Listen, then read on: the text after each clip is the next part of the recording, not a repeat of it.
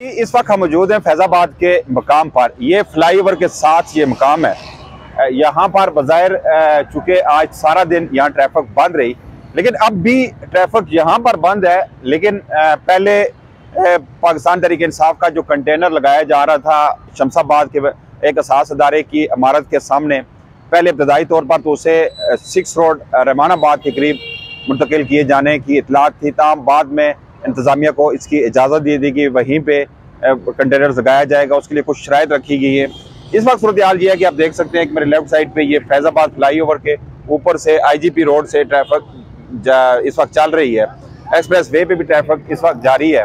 यहाँ पर देख सकते हैं कि ये कंटेनर फैजुल इस्लाम के सामने कंटेनर लगाया गया है, जिससे यहाँ पर ये ट्रैफिक आप देख सकते हैं कि इस वक्त ट्रैफिक मुंजमद है। यहाँ से ट्रैफिक आगे क्योंकि कंटेनर लगने की वजह से यहाँ से बंद कर दी गई और यहाँ से वापस आकर लूप के जरिए एक्सप्रेस वे से दूसरी जगह पे जाया। लेकिन मेरे लेफ्ट साइड पे आप देखें कि ये 1 नंबर रूट्स के जो वेंड्स हैं उन वो वहाँ से इस्लामाबाद में दाखिल हो सकते हैं एक्सप्रेस वे के जरिए।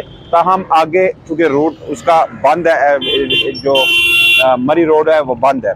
इस वक्त सूरत हाल ये है कि यहाँ पर जो सिर्फ मरी रोड की जो ट्रैफिक है उसे बंद किया गया है। बाकी जो एक्सप्रेस वे की दाखिली रास्ता है या कि IGP रोड है उस पर ट्रैफिक बदस्तूर इस वक्त जारी है। दूसरी जानब यह है कि पाकिस्तान तहरीक इंसाफ के कारकुनान इस वक्त इकबाल पार्क में वहाँ मौजूद हैं। जो खेमा बस्ती लगाई जा रही है उसके लिए वहाँ पर इस वक्त खेमा बस्ती भी लगाई जा रही है, कंटेनर्स की तैयारी भी की जा रही है। लेकिन काफ़िले अभी तक चूँकि दूसरे शहरों से नहीं पहुँचे, वो कल ही पहुँचेंगे।